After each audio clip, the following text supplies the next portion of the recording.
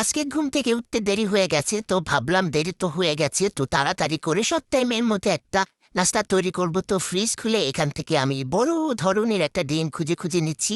এই ডিমটা না না, এই ডিমটা তো অনেক ছোট। হ্যাঁ হ্যাঁ, এই ডিমটা একটু বড় আছে। এই বড় ডিমটাই হচ্ছে আমি সিদ্ধ বসিয়ে দিব। রান্নাঘরে চলে আসলাম, ডিমটা খুব ভালো করে পানি দিয়ে ধুয়ে নিয়ে পাতিলের মধ্যে দিয়ে দিচ্ছি। ওমা, চুলাতে তো গ্যাস নাই। তো যাই হোক, আল্লাহর রাস্তায় ডিমটা আমি সিদ্ধ বসিয়ে দিয়ে আমার আরো বাকি যেসব কাজ আছে সেগুলো আমি সেরে নিলাম। প্রায় 1 ঘন্টা পর চলে আসলাম ডিমের কাছে। উমা, ডিমটা তো সিদ্ধ হয়ে গেছে। এখন আমি ডিমটা তুলে নিচ্ছি, ঠান্ডা পানিতে দিয়ে দিব। আর এরই মধ্যে হচ্ছে ডিমের মধ্যে যা কিছু লাগবে সেগুলো এখন আমি একটা একটা করে রেডি করে নিব। তো দেখো, আমি সবকিছু একদম রেডি করে নিয়েছি, ডিমটাও ভালো করে ছিলে নিয়েছি। এবারে হচ্ছে সবকিছু একসাথে মিশিয়ে নিব। তোমরা যারা ডায়েট কন্ট্রোল করছো তাদের জন্য আজকের এই রেসিপিটা একটু ফলো করে প্রতিদিন সকালে যদি এই রেসিপিটা খাও, তাহলে তোমাদের ওয়েট কিন্তু খুব তাড়াতাড়ি লস হবে। তো একবার হলেও ট্রাই করে দেখো, তারপরে প্রতিদিনই এটা খেতে ইচ্ছা করবে। তো ডিমটা হচ্ছে আমি ছুরি দিয়ে ছোট ছোট টুকরা করে কেটে নিচ্ছি। একটু ছোট করে কাটতে হবে, একটু ছোট করে কাটলে এর মধ্যে মশলাগুলো ভালোভাবে মিশে যাবে। তো ডিমগুলো আবার পড়েও যাচ্ছে।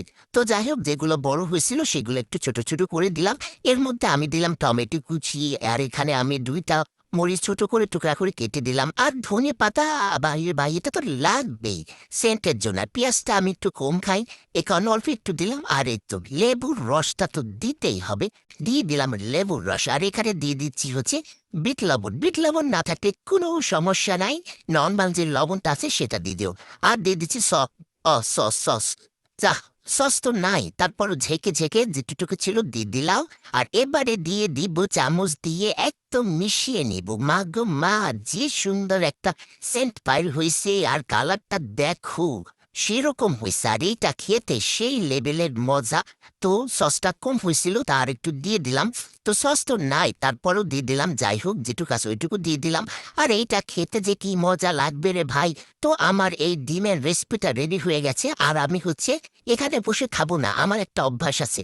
ওই যে আমার একটা ঐতিহাসিক বিছানা আছে, সেখানে চলে গেলাম। এই তো দেখো, আর এখানে টিভি দেখবো আর এটা আমি খাবো। মা গো মা, টিভি না দেখলে খাওয়া তো হয়ই না।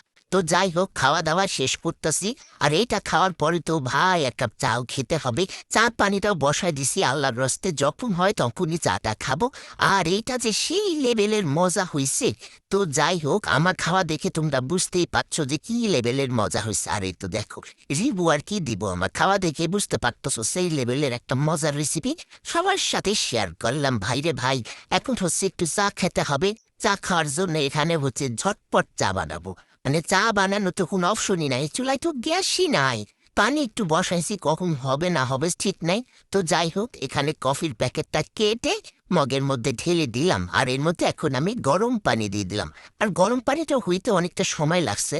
তো এই তো পরিমাণ মতো এখানে আমি পানি দিয়ে দিলাম। তারপর এর মধ্যে আমি সামান্য একটু চিনি দিলাম। চিনিটা না খাওয়াই ভালো, তারপর মুখের স্বাদ, বুঝেন না, মুখের স্বাদ এই কারণে একটুখানি দিয়েছি। তারপর নাড়াচাড়া দিয়ে চলে যাব আমার সেই বিছানার মধ্যে, যেখানে হচ্ছে বসে বসে টিভি দেখব আর কফিটা খাবো। দেখো, এই তো আমার কফি রেডি। তো আজকের রেসিপিটা তোমাদের কেমন লাগলো, আজকের ভিডিওটা কেমন লাগলো, সবকিছু মিলে সুন্দর সুন্দর কমেন্ট করে আমাকে জানিয়ে দিও। ওকে, টাটা, বাই বাই।